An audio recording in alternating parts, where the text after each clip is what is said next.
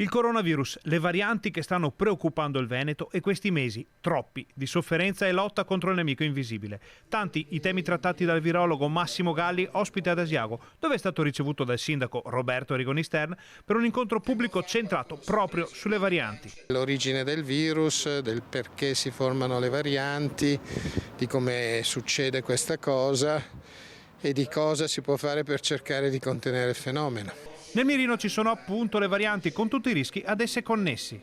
Come tutti i virus di quel tipo, anche questo è in grado di mutare. Le mutazioni sono un evento assolutamente casuale. Quando però una mutazione conferisce al virus, diciamo così, una marcia in più, e poi abbiamo dei problemi seri, perché ad esempio il virus è in grado di muoversi meglio, diffondere meglio.